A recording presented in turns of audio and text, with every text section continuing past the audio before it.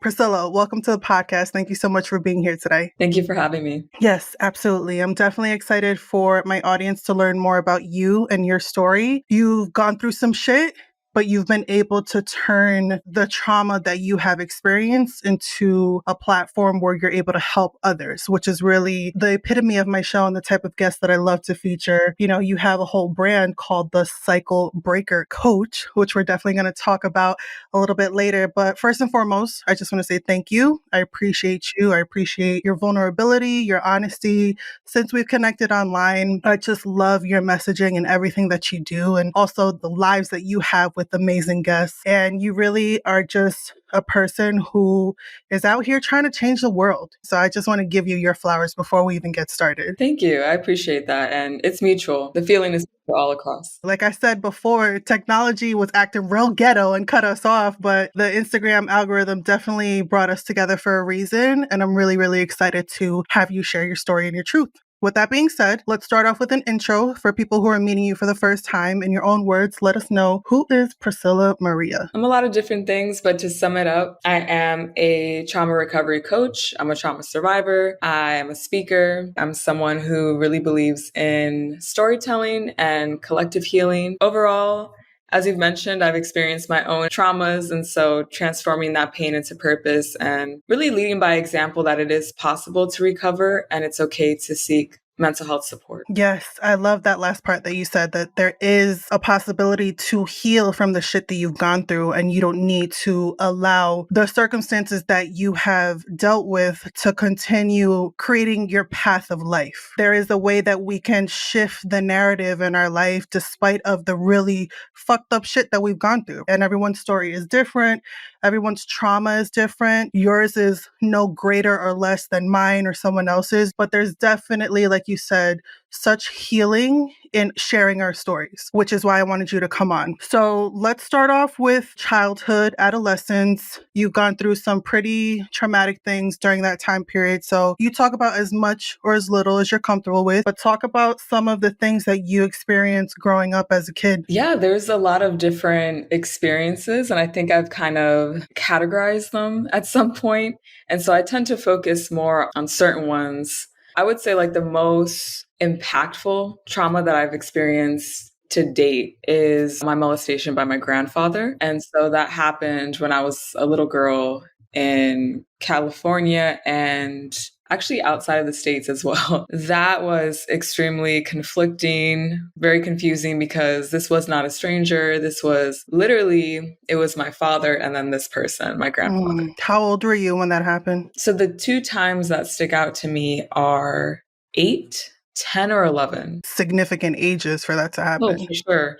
And also at an age where I'm completely innocent, as I should be, of any type of sexuality or anything of that nature. So I didn't understand pedophilia, molestation, any of those things. I mean, I still remember it, you know, freezing, being completely just numb. And also, like with the second time, even blaming myself. Like, why did I choose to stay behind at my aunt's house? I should have left with my other family members when they had left the house. So already like that beginning, that propensity of blaming myself, which is still going on. That's still something that I constantly have to work on. And I think as survivors, many of us do try to shoulder the blame to some degree. Yeah, so that's something that I even recall doing as a little girl. And so that wasn't something that I dealt at the age that it happened. It was something that actually another traumatic experience kind of brought up. And it was not related to molestation. It was actually that same grandfather. He had a very terrible accident where I was right behind him. In our house in Pennsylvania, we had maybe it's not as big as I remember it, but it was a full-on staircase outside, cement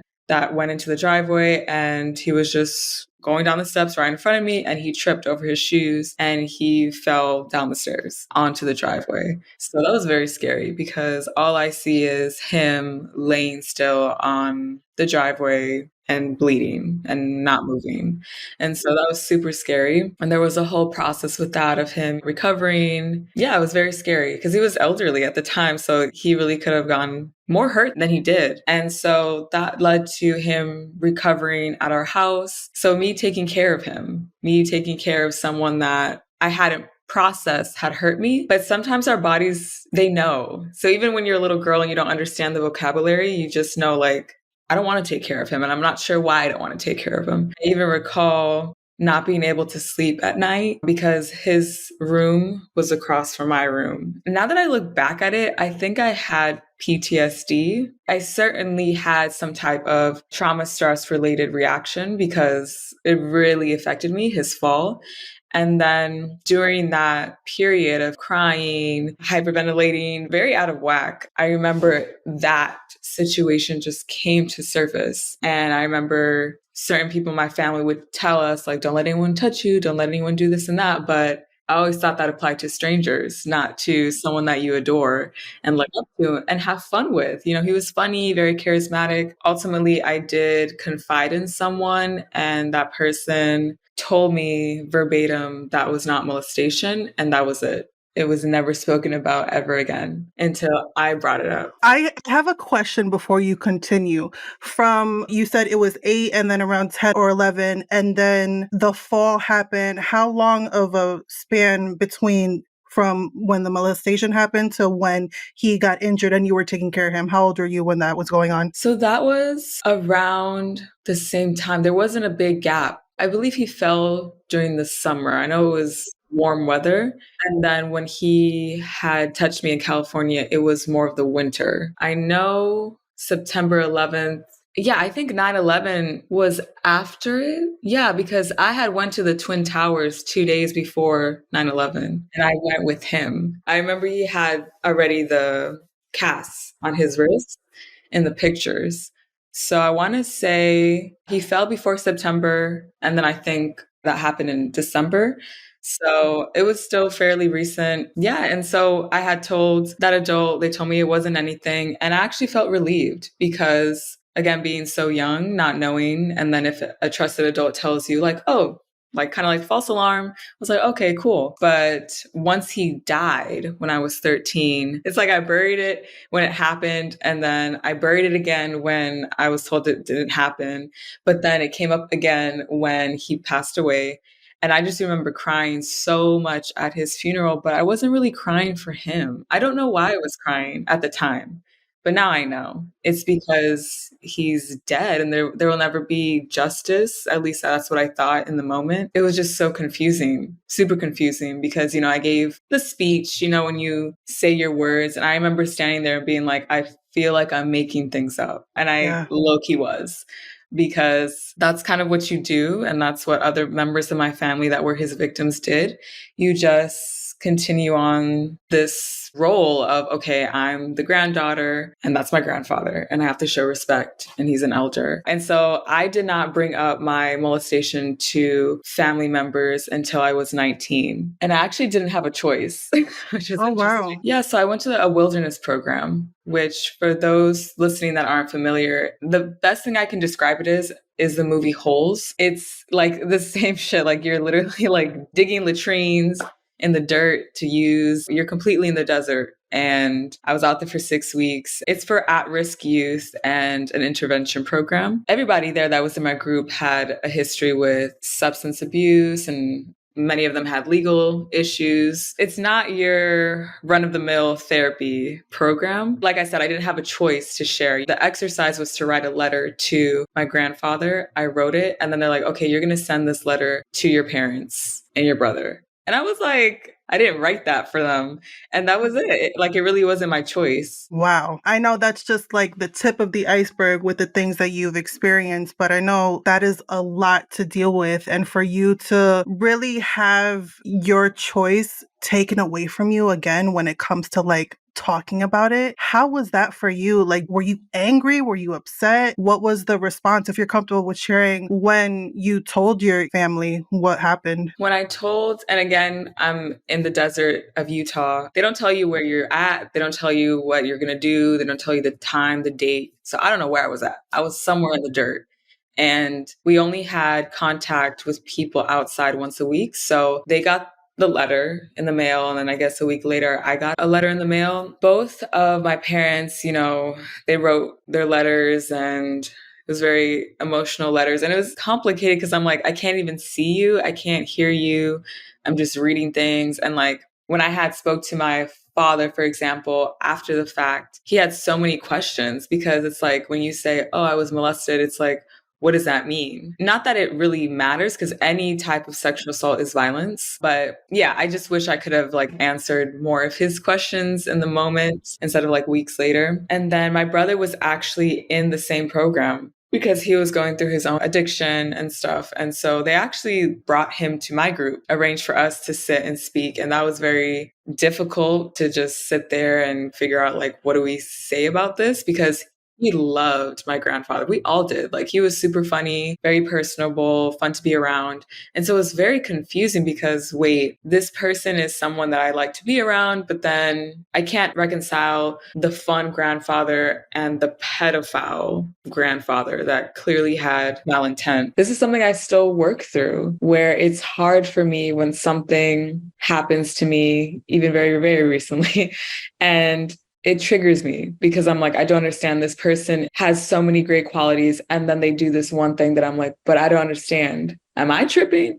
Am I doing too much? And I just start going through the whole rundown. And so when you ask me like what happened to me as a child, that was absolutely the most impactful. Even it impacted my adolescence, my adulthood. It still impacts me. It's something that I have to manage. And I appreciate you sharing that. I know it's not easy to talk about. I couldn't imagine living through that, but I really do appreciate you being so vulnerable because there are a lot of people out there who haven't gotten to the point that you are where you're comfortable enough to talk about it as triggering as it can be. It also feels like you weren't able to get some sort of closure because you were never able to confront this person who did that to you, right? And I'm sure that's something that a lot of survivors, they don't have the chance to actually get the justice or be able to confront their abuser or whatever the case may be. So I'm curious to know for you and doing a lot of the healing and the work, but yet you still do deal with these feelings, what would be some advice that you would give to a listener who may be in the same predicament, who hasn't been able to find that closure? I don't know if you can really get closure from something that traumatic, but what would you say to them in order for them to really start the process of healing from said trauma, whatever that trauma is? Question your priority. What is your priority? Is it to find closure with your abuser or is it to heal from it? And those don't have to occur mutually or at all. So for example, my grandfather, like I said, died when I was 13, but let's say he was still alive. I don't know if I would confront him. I know in the past I have said it. I'm like, dang, I wish I could have had a conversation.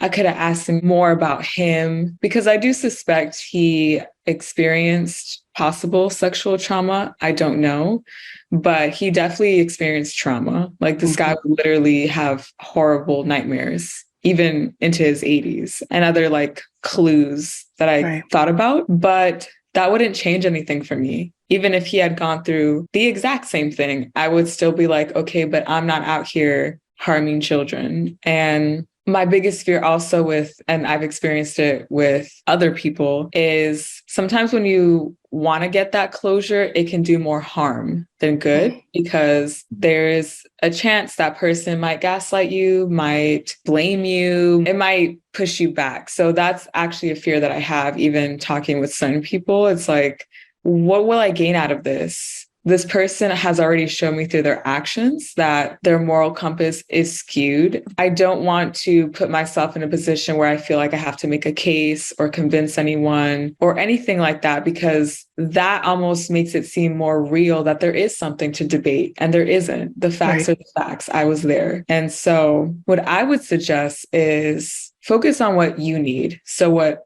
I really needed was validation. And so I sought that from family members. I sought that from therapists. Overall, I have received that validation. Not so much from some people, but I can say, yes, that happened. And I can confirm that for myself. And so I've received and experienced healing for little Priscilla. But for other sexual traumas in my adulthood, that hasn't really been the case. And so I've learned that self-validation is optimal. And of course, that's really challenging and something that I still strive for. You might need to do some other self-healing work to build trust with yourself, to even get to the point where you trust your word or you believe yourself and things like that. But that to me is optimal, where you can say, this happened. It doesn't matter what anyone else says. I don't need anyone to co-sign. And then go from there. Or that might be part of the journey. But if you're really starting from just completely from the ground up, I would say seek support from people that are trustworthy. That might be a mental health professional, that might be a friend, it might be a family member, but just start letting it out if you can. Absolutely. I appreciate you for sharing that. And we'll definitely leave some resources in the show notes for people who are looking for that support like you. And that's the perfect segue into the next part that I want to talk about, which is your brand, your business, Cycle Breaker Coach. And I would love for you to talk about how that came to be, why you decided to specialize in helping people heal from trauma, and what that journey looked like for you. The coaching, I did not go to school for coaching at all. And so to package it, I would say I went to top schools. I got scholarship. I was always a high achieving student. And I've learned that that was kind of my shield, because it's like, oh, look, everybody, I get straight A's. I'm a good student. Like, I always wanted people to think that I was fine. So I was literally going through the motions, even in law school, just like, okay, performing. But then once I finished law school, I was starting to study for the bar. I was like,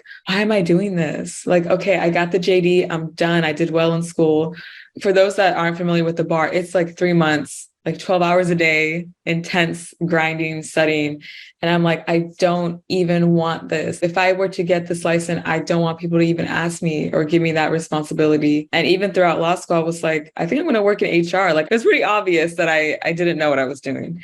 And so, yeah, I almost didn't even go to law school. I was like, maybe I should study PR. Like, I was going through a lot at that point, and I just wanted an escape. Once I finished law school and I was getting into the job market and I was trying to figure out, like, okay, now what? You know, I did things that were enjoyable, but something was missing. I was like, this feels like school. Like, I'm performing and I'm going through the motions for some of the jobs that I did. At some point, I think late 2021, I saw online someone was a trauma recovery coach. And I was like, what is that? You know, I always thought it was therapy or like nothing. I thought that was the Right. only model, because that's all I was ever Same. introduced to. Yeah. Yeah, or psychiatrist. Once I learned about it, I'm like, I love this. I love that this person, she is basically like an awesome peer support with lived experience. It's not about going through insurance or getting diagnosed. It's just like somebody talking to you and just listening to you. And at that point, I had been invalidated by multiple therapists and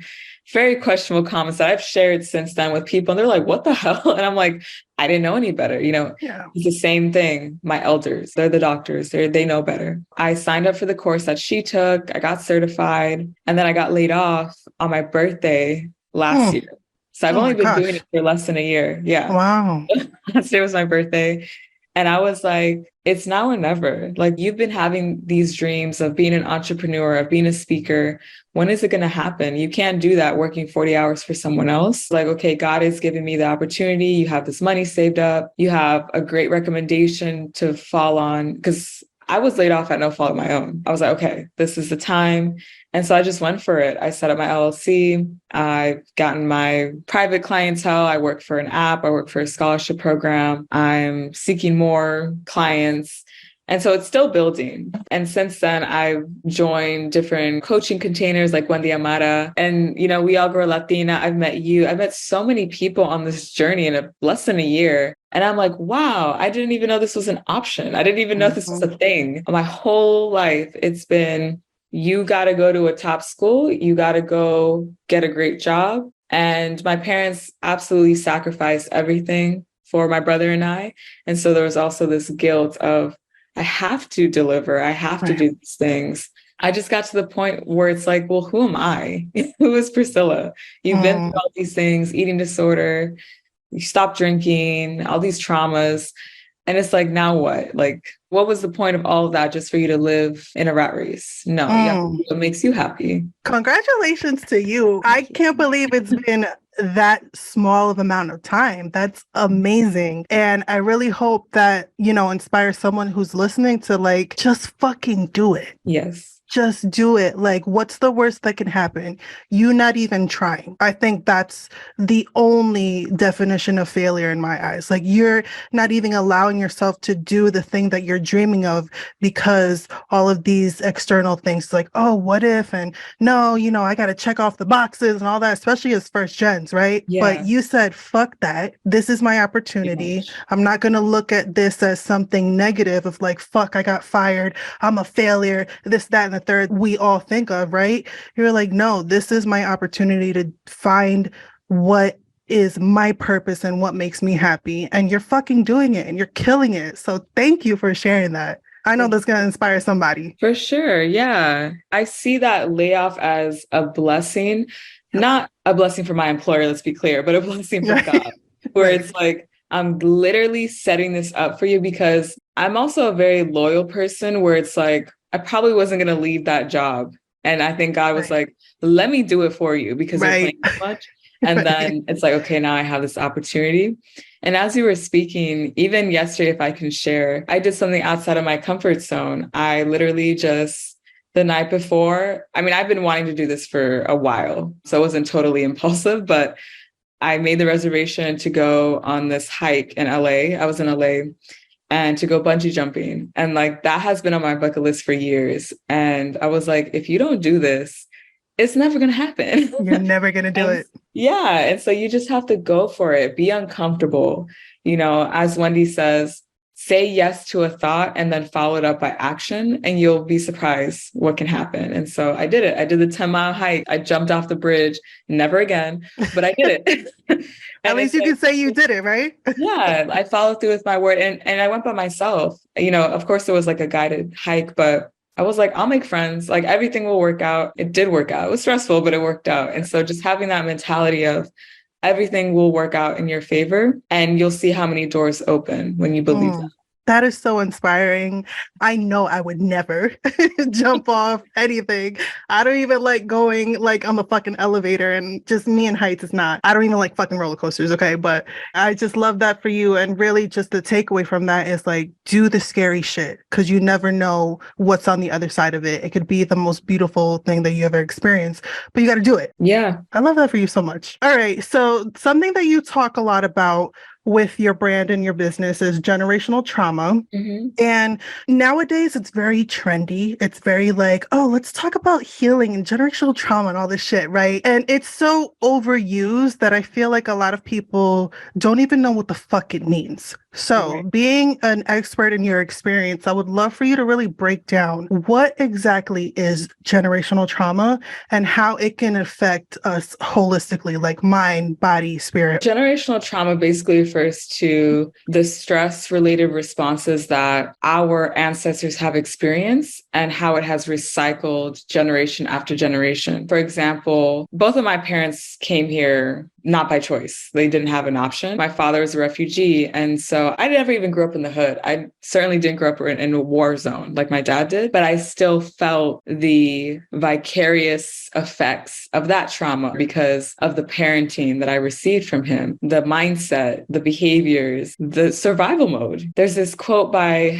Resmaa Menakem, trauma decontextualized over time in a people looks like culture. And the same thing, trauma decontextualized over time in a family looks like family traits. So some of the traits and culture that you and I grew up with can be traced to trauma that hasn't been resolved. The whole concept of loyalty that I've grown up with, is it loyalty or is it codependency or is it collectivism? And that supersedes the individual. That's something that I've had to unpack where, wait, where's Priscilla in all this? I'm so quick to, oh, does this person need something? But now I'm finally at the point in my life where it's like, okay, what does Priscilla want? What does Priscilla need to do? When it comes to generational trauma, that can look like so many different things. It can look like child abuse, addiction, domestic violence, poverty, incarceration. It's something that I argue that no one is born empty-handed. We all are born with an inheritance of traumas and gifts. So it's not all bad. It's not all wounds and pain. It's also creativity. creativity, compassion, resilience. What strengths were we gifted from our ancestors? What I try to help my clients is to really leverage those gifts and start to disinherit those traumas that don't serve you, and emerge as a cycle breaker and live the life that you want. So many layers, man. I fucking love it. And I just love listening to you. You're very eloquent with how you speak and the words that you use. I'm like, damn. She got some gems in her. I'm so glad that she's on this podcast.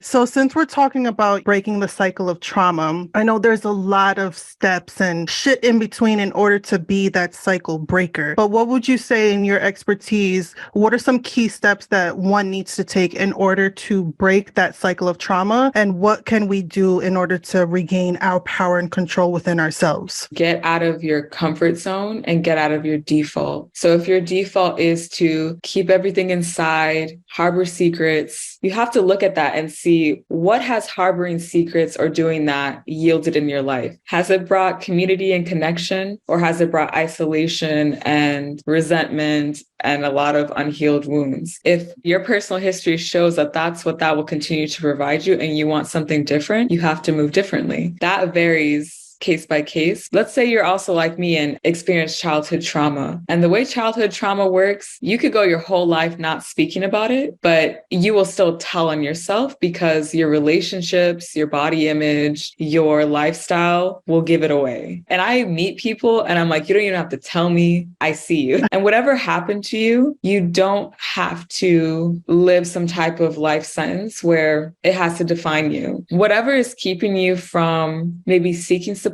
maybe it's your abuser is someone you love, or it's a family member. You don't owe anyone anonymity who has hurt you. So if you want to hold them accountable, that's totally your choice. If you don't want to, then that's okay too, because the legal system itself is very complicated and does not serve. That's another conversation for another day. Exactly. That's a whole podcast series. So what I would say, definitely get uncomfortable and seek support. I haven't met anyone in this world who has done healing by themselves. That's not how we're designed. We're social creatures. We're meant to connect with other people. Like, you're a survivor as well. And so when I speak to you and to other survivors, I feel heard and seen. I feel understood, as opposed to some people that I've talked to throughout my life who have said, oh, you've never been through anything. You never lived in the hood. You always live in the suburbs. It's like, that's accurate. But I've also experienced sexual trauma and other things. Those are mutually exclusive. And so it's unfortunate, but for many of us, we might encounter people that will not support us. Just know that unsupportive person is not reflective of the world, especially with social media, where you can search trauma advocate or survivor, and I promise you there's people out there that will believe you and will support you, including Leanne and myself. Absolutely. I mean, that's how me and you were brought together, right? Because of our shared experiences of experiencing trauma and talking about it. And I love that you mentioned doing the opposite of what you're used to doing, because it made me think about my coping mechanisms before I really started healing. And I would be the type of person to isolate, to shut down, suffer in silence. And I know a lot of people, especially people of color, like, that's what we're used to. That's how we were brought up.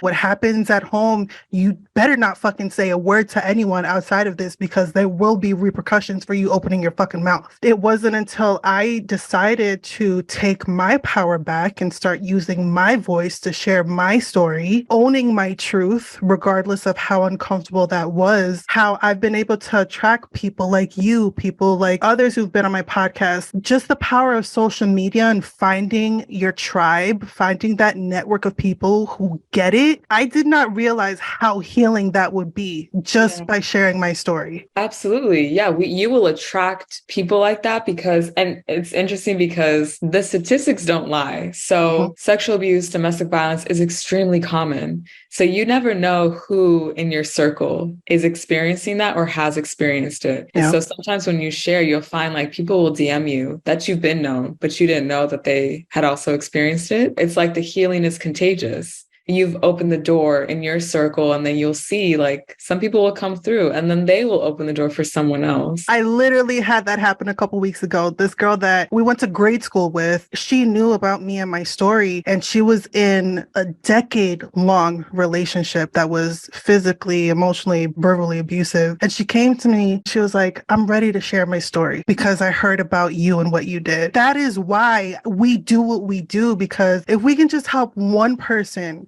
find their truth and their power and start to own it and heal from it, it's so beautiful. You won't even know how impactful you can help someone if you don't find a way to share it and talk about it. Yeah. And at a minimum, you can heal your inner child, because that's a big thing for me, is healing inner Priscilla, who didn't have a voice for most of her life, you know, at school. It's like the ultimate gift to yourself where it's like, oh, now I'm an adult. Now I can speak for her. Nothing that happened to her in the past could happen again on my watch. It's like we're healing ourselves, we're helping others facilitate their healing, building community. So there's a lot of possibilities out there, but you just have to step out of that comfort zone. Because like for me, if you look at my page, it's like, oh, okay, eating disorder, alcohol, recovery. Like I've shared a lot of things at this point, and I was never like this. Even in law school, I was not open about my eating disorder. There was a lot of things going on and I didn't share it. So this is very much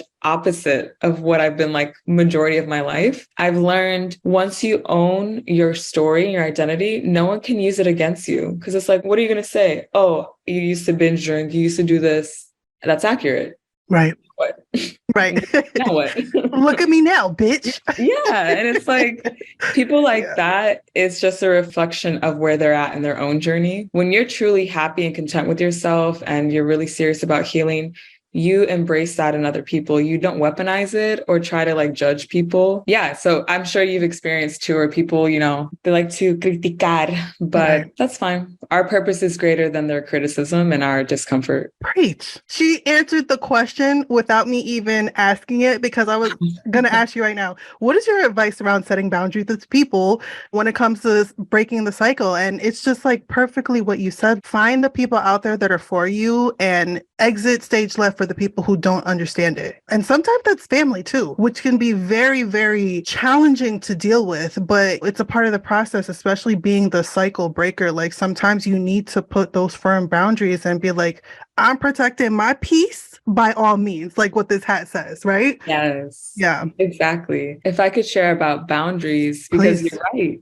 I'm not in contact with a good amount of my family. Like I was just in Los Angeles. I just saw 2 family members, my uncle and my grandmother. And if I were to wait for certain family members to be like, dang, we dropped the ball, you know, CPS took my grandfather out of my aunt's house. And I mentioned this, I think, when I first met you, because my other cousin opened up about being molested by him. This was known. This was an open secret, except my parents didn't know. And it was kept from us. If they ever hear this, because I don't talk to them, I don't blame you for it, but I do hold you accountable for your role in being complicit and not saying or doing something, 1. And 2, all I need is for you to be accountable. And so going back to boundaries, to me, boundaries are like invitations to keep people in our lives. Sometimes people think boundaries are like, this is to keep you out. This is to like, let you know you can't do this, or no. If I give you my boundaries, it's like, I'm letting you know, just follow these instructions, these requirements rather, and we can maintain a relationship. It's not the same as cutting you off. For me, one of my biggest boundaries is being honest and people to hold themselves accountable, people to have those conversations. I can't deal with hiding things under the rug or acting like things didn't happen. I can't do that anymore. You'll find that sometimes people won't rise to the occasion because for whatever reason, they're not. And that's something that my father told me when I left the wilderness. He was like, please don't expect your aunts to admit anything, to open up about anything. And he was right. That was back in 2010 and it's 2023 and there's no progress except for one. So it's a never-ending journey, right? It is. And the good news is you can create your own family. So back to the community part. I grew up, family's everything, but family does not have to be blood related. Blood makes you related, loyalty makes you family. So who in your life is there supporting you, cheering you on, happy for you, excited for you? That's people that you want to gravitate towards. And if it's not Absolutely. your family, that's okay. So many gems, y'all. I really hope you guys got like a pen and paper out, or you play this back again and listen to it when you need those little golden nuggets of wisdom. All right. So I want to talk a little bit around forgiveness and making peace with our past. I actually have a little sign right there that says, I am at peace with my past. And I actually got that at a networking event. She has these like little affirmation cards, and it was flipped over, and I picked it up and I was like, oh shit. That was God talking to me, because, you know, it's difficult to really make peace with the things that we've gone through. So I want to know, for you and all the things that you've gone through, do you feel like we really need to forgive, especially those people who have hurt us, in order to heal and move on from our trauma and make peace with our past? So if someone were to ask me that, I would ask them, what does forgiveness mean to you? Because we all have different notions of what forgiveness is. And I grew up Catholic. If you're looking at it from a religious aspect, I can see why that turns people off. Forgive them, turn the other cheek, et cetera, et cetera. That's not really my vibe. I'm Right. not here to Same. turn cheeks. So for me, my personal definition is, that's a loaded word for some people. Yeah. I like how you said it, make peace with people. So make peace / forgiveness. What that means to me is it's a gift for yourself, permission to yourself to process something and kind of just gently tuck it away. Doesn't have to disappear. If you were to visualize a desk, when you haven't gone through that process, that desk can look very chaotic. But when you start to make peace and forgive, you can fold it and put it in a drawer, and it's just way more manageable for you. Right. So forgiveness is very much for us. It's completely selfish.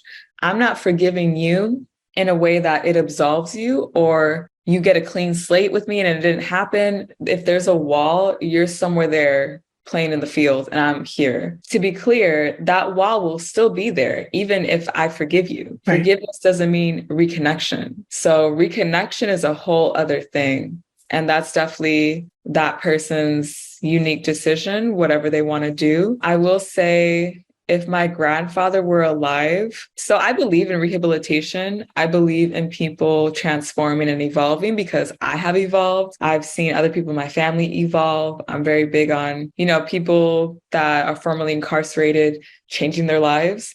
So I do believe in that. It would take a lot for someone who had hurt me to that degree to show that they are rehabilitated. But it's not even worth giving my energy thinking of how that would look like because he's dead. But for those that are in that position, just know it's not your responsibility to make space for them. You don't have to reinvite them in your life. You don't have to talk to them, but you can still forgive them just for you. So you stop drinking that poison, trying to hurt them, because ultimately they can be living their best lives. And then you're harboring all that resentment, ruminating, and that affects us physiologically as well. No, absolutely. I know for me, I wrote a letter of forgiveness to my ex last year, and I talked about that on the season 1 finale of my podcast and how healing that was for me in order to, I don't want to say necessarily like I forgive him 100% and like I just wipe the slate clean, like you said. Like, no, what happened to me happened, and it's still fuck you the long way till the end of the day. You know what I mean? There will never be no reconciliation or, friendship, anything like that. And I'm glad he's in prison for what he did. But for me, I just knew I had to let go of that heaviness that I was feeling inside of my body. Like there was a lot of emotions that anytime I thought about him, it would bring up like this rage and this anger inside of me. And I was tired of feeling like that. So I knew I needed to find a way to release those feelings. And for me, it was writing that letter and then burning it. Seeing it burn, I don't know, that's like, I'm just imagining it's him, and just releasing all of that. But I think it's so powerful in whatever way it is for you or whoever's listening, like when you get to that point, because it took me 2 years to get to that point, find a way to let those feelings go, because like you said, that shit can just like fester and harbor a lot of these negative feelings that you're carrying. not that person. Yes. Thank you for sharing. And I'm glad that burning it was really helpful. I've heard of people doing that. I've been starting to journal more, but something that you said really stood out to me was when we're in that state of having not processed or forgave someone, we're the ones that kind of show that in our lives. So for me, that looked like the drinking, that looked like the eating disorder, because eating disorder is all about perceived control. I had a lot of anger. I know now I'm like super chill and this is who I am. This is always how I've been.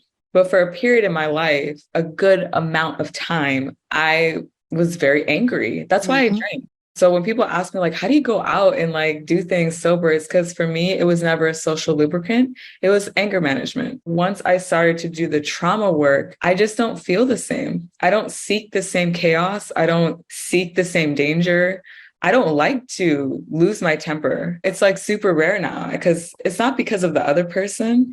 It's because I let myself down. When we get angry, our whole system is like on overdrive. And I'm like, you're not worth the stress. I want to age gracefully. I want to be at peace. Yes. And you're not worth the energy. That's so powerful, but that comes with the healing and doing the work, right? And that's definitely not something that came overnight, but I love that for you so much. And yeah, like your whole being starts to shift. You don't hang around the same people. You don't go to the same places. You don't listen to the same music. All of these things start to happen. And like we said before, this healing journey is forever. It's ups and downs and all these things, but it's a beautiful process to be on, to be able to see us evolve despite the shit that we've gone through before and making peace with our past. This conversation's so good. I just want to say. I love it. What is something you've learned about yourself and the life experiences you've gone through? I would say I'm very compassionate. I'd never want to give credit, and I never will, to people that have hurt me or put me in positions where I have to empathize because I have these lived experiences, so I can't identify with other people's experiences. I give credit to myself for leaning on compassion instead of anger or hatred or wanting to commit that harm to other people because sometimes people go that way. The abused become the abusers. That's not to say I haven't my mouth. Like my mouth is very that Gemini, Yes. all of that. All things considered, very compassionate. And I love that because I see it in different ways throughout my life. I'm like on a daily basis. Like I do certain things and I'm like, I don't see other people doing these things. And I don't even feel comfortable talking about them because I feel like when you do nice things, I do it for God. I lift it up to see like, this is what I was taught. My parents taught me to be very generous and nice. I learned that compassion, it needed to come back to me. And so that's something that I've learned to do as well. Because I can give the compassion out like candy to everybody. But when it came to me, there was a time, and I'm still processing some things, but it was mostly unprocessed and I did not have compassion for myself. So there's a lot of self-judgment of why would you put yourself in that situation? Why would you do that? Why were you out here doing this? Right. And a lot of frustration with yourself because it's like, okay, I'm so removed from my drinking, but I'm still processing certain things that happened while I was under the influence or why I would surround myself, like you said, with certain environments. So compassion is a big thing for me. I'm very good at doing it for other people, but there's still room for growth to give it to myself. So I'm learning how to do that. And I love your self-awareness. I think that's so powerful. And that definitely comes with the healing journey and personal development, just giving yourself that space and that grace. Thank you. All right. So you're on the Watch Us Thrive podcast. So tell me, what does thriving mean to you? The first word that came to mind was resilience. I was surviving in a lot of different ways emotionally. Thriving to me sounds so peaceful and like someone who is aware of themselves, who's been through it, and now they're using that insight and that wisdom to move forward and to not be stuck or to revert to past behaviors. They're using everything in their favor, kind of like a launching pad. I just see someone like going up, up, up. And like you said, it's not linear, so it's okay. You can be a trauma thriver, like Blue says, and like have your ups and downs, but you're still moving forward. Progression, evolution. I love that. That's such a beautiful answer. And you literally described yourself. I hope you know that. That's literally the person that you are and what you're doing, despite of your past circumstances. You're able to thrive regardless of the trauma. And like you said, even if there's ebbs and flows that come with this journey, you're still always one step forward and you're creating your own peace. And I love that for you. And you are out here thriving, sis.